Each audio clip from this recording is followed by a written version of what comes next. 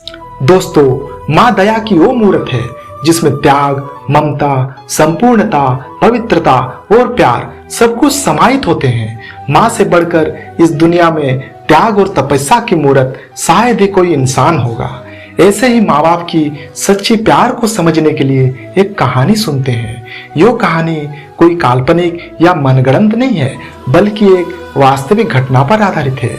किसी गांव में एक विधवा माँ अपने एक बेटे और बहू के साथ रह रहा था। एक दिन दोपहर के समय माँ को बहुत भूख लग रही थी। सुबह से बहू ने उसको खाने के लिए कुछ भी नहीं दिया था, क्योंकि सुबह नाश्ते में उसने रोटी और सब्जी बनाए थे और अब वह भी खत्म हो गए थे। इसलिए माँ दोपहर के खाने की राह देख रही थी, पर बहू और बेटे ने सुबह पेट भर के नाश्ता किया था, इसलिए वो दोपहर का खाना नहीं बनाने वाली थी। अत्यंत भूख से परेशान होकर माँ बहू के पास गई और बोली, बहू, मुझे बहुत जोर से भूख लगी है, खाने के लिए कुछ भी दे दो। माँ का कहना सुनकर बहू मुंह टेढ़ा करके बोली, दिन भर सिर्फ आपको भूख ही लगती है, दूसरा तो कुछ भी काम नहीं रहता आपको। उस टेबल पर बिस्कुट रखे हैं, वही खाकर पानी पी के सो जाइए। आज हम दोनों दोपहर को अपने दोस्तों के साथ पार्टी में जाने वाले हैं, इसलिए खाना तो रात को ही बनाऊंगी। यो सुनकर माँ का मन उदास हो गया। फिर माँ धीरे से बोली, तू कहे तो मैं खुद के लिए कुछ बना लूं। बहू गुस्से से बोली, एक व्यक्ति के लिए खाना बनाओगे क्या आप? यो कहकर बहू किचन में गई और फ्रिज में रखे हुए बासी चावल निकाले, अचार के साथ एक थाली में परोसकर माँ के आगे रखकर बोली कि इसे खा लो। ऐसा कहकर बहू घर के बाहर चली गई। तब चुपचाप माँ उसे खा रही थी। चावल फ्रिज में रखे थे, तभी भी वो खराब हो गए थे, उनसे गंदी बदबू आ रही थी। थोड़ा खाने के बाद माँ ने वो चावल बाहर में फेंक दिया। दूसरे दिन सुबह जब माँ अपने रूम में बैठी थी, उतने में उसका बेटा आया और बोला, माँ, आजकल महंगाई बहुत बढ़ गई है, मुझे घर खर्च चलाना भी बहुत कठिन हो रहा है, ऊपर से पिताजी के श्राद्ध कर्म में भी बहुत खर्च हुआ। माँ, मैं सोच रहा था कि एक रूम किराए पर दिया जाए, घर का किराया आने पर घर खर्च में थोड़ी मदद मिलेगी। माँ बोली, बेटा, तुझे जो ठीक लगेगा तू वही कर। उसके बाद बेटा खांसते हुए बोलता है, माँ, तेरा रूम खाली कर दे और नीचे के एक छोटे से रूम में शिफ्ट हो जा। उस छोटे से रूम में टॉयलेट और बाथरूम नहीं है, तो उसे कोई किराए पर नहीं लेगा। माँ चौंक गई और बोली, बेटा, वो रूम तो बहुत छोटा है और वो तो स्टोर रूम है, मैं उधर रहूंगी तो टॉयलेट और बाथरूम कैसे जाऊंगी? बेटा बोला, माँ, तू आंगन के टॉयलेट में जाया कर, तू तो घर में ही रहती है ना। जिसको हम रूम किराए पर देने वाले हैं उसको तो सारी सुख सुविधा चाहिए ना। वैसा भी यह रूम बहुत बड़ा है, पापा के जाने के बाद तुम्हें इतनी बड़ी रूम की क्या जरूरत है? माँ कुछ क्षण शांत रही और सोचने के बाद बोली, टेरेस पर जो रूम है वो भी तो हम किराए पर दे सकते हैं, उस रूम में तो सारी सुख सुविधा है। उस पर बेटा बोला, नहीं माँ, वो रूम हम किराए पर नहीं दे सकते, वो अपने मेहमानों के लिए रखा है। तुझे तो अच्छे से पता है कि तेरे बहू के मायके वालों का आना जाना चालू रहता है, इसलिए एक्स्ट्रा रूम मेहमानों के लिए रखना है। माँ सब समझ गई थी कि बेटे ने तो उसका ही रूम किराए पर देने का निर्णय लिया है, क्योंकि वो बुढ़ापे में बेटे और बहू पर निर्भर थी। इसलिए बेटे ने जो कहा उस पर माँ ने ज्यादा विरोध नहीं किया। उसने अपना थोड़ा सामान लिया और छोटे रूम में शिफ्ट हो गई। उधर पुराने रूम में उसका जी घुट रहा था।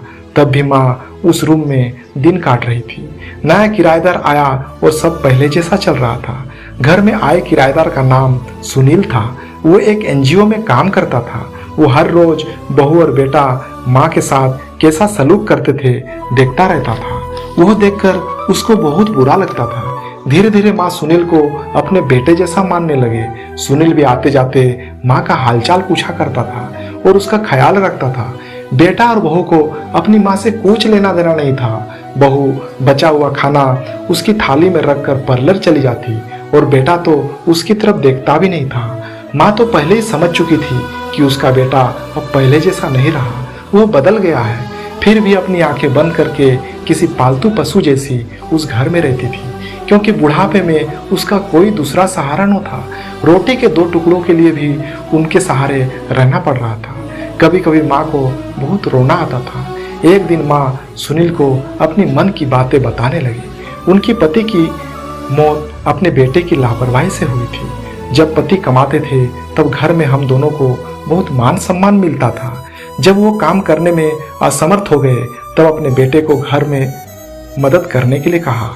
यह बात बेटे के मन को बहुत लगी। जब मेरे पति घर चला रहे थे तो बेटे अपने सब पैसे बचा लेता था, पर अब शर्म और मजबूरी में उसको घर खर्च चलाना पड़ रहा है। धीरे धीरे माँ बाप का खर्च उसको बोझ लग रहा था, लेकिन वो किसी से कुछ कह नहीं पा रहा था।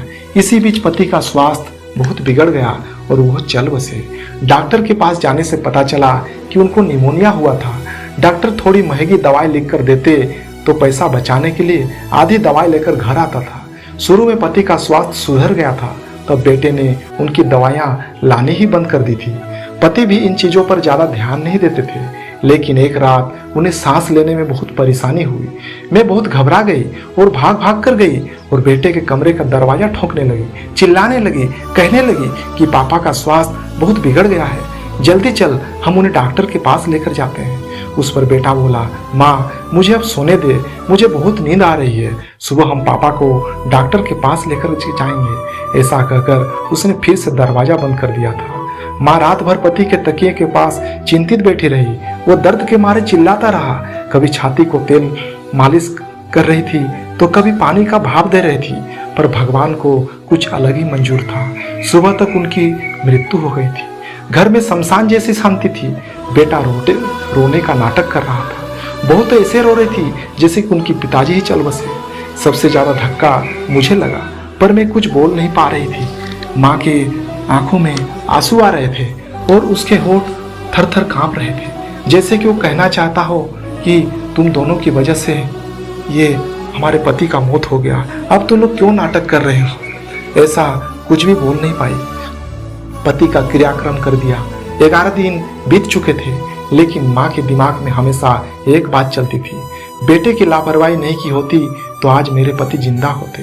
उनकी मौत के बाद बेटे और बहू का व्यवहार बहुत बदल गया था, पर उसका मन उसे अंदर ही अंदर खाए जा रहा था। ऐसी औलाद को सबक सिखा भी नहीं सकती थी। यह सब सुनकर उनके किराएदार सुनील की आंखों से आंसू आने लगे। फिर वो वहां से चला गया। एक दिन सुनील माँ के पास आया और माँ को कुछ बातें उसने समझाई। बातें सुनकर माँ की आंखों में एक नई उम्मीद जगी। दूसरे दिन सुबह माँ बेटे और बहू के पास गई और बोली, मुझे तुम दोनों से बहुत जरूरी बात करनी है।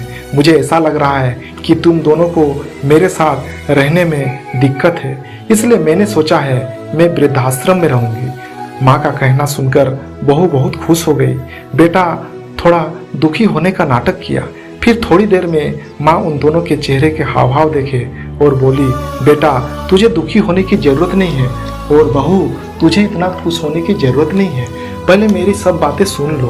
और माँ हंसकर बोली, यह बात सच है कि मैं वृद्धाश्रम में ही रहूंगी, पर मैं इस घर से कहीं नहीं जाऊंगी, मतलब मैं इस घर को ही वृद्धाश्रम बनाऊंगी। अब यहाँ तुम्हारे जैसे स्वार्थी बेटे और बहू नहीं रहेंगे, मेरे जैसे बूढ़े लोग यहाँ रहेंगे। ये मेरी आखिरी निर्णय है। यह सुनकर बेटा और बहू दोनों ही चौंक गए। बेटा और बहू एक दूसरे की तरफ देखने लगे। उन दोनों ने सोचा था कि माँ यदि घर छोड़कर चली जाएगी तो वो दोनों खुशी से रहेंगे। उन लोगों को लगा था कि अब उनको अपनी माँ की जिम्मेदारी नहीं लेनी पड़ेगी, उसका ख्याल नहीं रखना पड़ेगा, पर इधर तो सब उल्टा हो गया था। माँ का कहना सुनकर बेटा गुस्से से बोला, माँ तेरा दिमाग तो ठीक है ना, इस घर पर मेरा अधिकार है, फिर तू इस घर को कैसे वृद्धाश्रम बना सकती है। माँ बोली, तू भूल रहा है बेटा, अभी तक ये घर मेरे ही नाम पर है। माँ गुस्से से बोली, तुम दोनों ने मुझे बहुत परेशान किया है, छोटी छोटी बातों पर अपमान किया है, बीमारी के वक्त भी मुझ पर ध्यान नहीं दिया, खाने पीने के लिए भी मुझे बहुत तरसाया। तेरे पिताजी भी तेरे कारण ही मुझे छोड़कर चले गए। अगर आज मैंने कठोर निर्णय नहीं लिया तो मेरा भी वही होगा जो तुम्हारे पापा का हुआ। इसलिए मैंने सोचा है कि बेटे के झूठे प्यार के जाल में फंसने से अच्छा है मैं अपने बारे में सोचूं। उसका बेटा घुटनों पर आकर बोलने लगा, माँ मुझे माफ़ कर दे, हम दोनों तेरा अच्छे से ख्याल रखेंगे, तेरा कभी भी अपमान नहीं करेंगे, पर तू इस घर को वृद्धाश्रम मत बना। माँ थोड़ा सोच कर देख हमारा क्या होगा। तब माँ ऊंची आवाज में बोली, मैंने तेरे पापा की वजह से तुझे अच्छे संस्कार दिए थे, फिर भी तूने सिर्फ अपने परिवार के बारे में ही सोचा, हमारा नहीं। फिर मैं तेरा कैसे सोचूं? तू अपने परिवार का सोच, मेरी चिंता मत कर और जल्द से जल्द ये घर छोड़कर चला जा, क्योंकि इस घर में सब अच्छे लोग रहने आ रहे हैं। इतना कहकर माँ अपने रूम में चली गई। बेटा और बहू शांत माँ को जाते हुए देखते ही रह गए। माँ ने अपने जैसे बूढ़े लोगों को उसके घर में आश्रय दिया और किराएदार सुनील की मदद से वृद्धाश्रम अच्छे से चलने लगा। धीरे धीरे वृद्धाश्रम की प्रसिद्धि बढ़ने लगी और अमीर लोग बहुत सारी धन संपत्ति उस वृद्धाश्रम के लिए डोनेट करने लगे। माँ की रहन सहन भी कुछ दिनों में बदल गया, लेकिन माँ तो माँ होती है, अपने बच्चों के लाखों गलतियों को भी माफ कर देती है। और एक दिन उन दोनों को बुलाकर समझाया और सुखी संपन्न जीवन जीने लगा। उसके बाद कभी भी बेटा और बहू अपनी माँ के साथ दुर्व्यवहार नहीं किया, क्योंकि अपनी सारी गलती का एहसास और पछतावा उसे हो रहा था। उस समय से अब तक उस गांव में और पड़ोसी के गांव में भी कोई बेटा या बहू अपनी माँ और पिताजी के साथ अन्याय और गलत व्यवहार करने का साहस भी नहीं किया। दोस्तों, यह कहानी आपको कैसी लगी? आप कमेंट बॉक्स में अपनी राय जरूर बताएं। यदि अच्छी लगी हो तो आप एक लाइक एंड चैनल को सब्सक्राइब जरूर कीजिएगा, ताकि मुझे भी अच्छे काम करने की प्रेरणा आपसे मिलती रहे।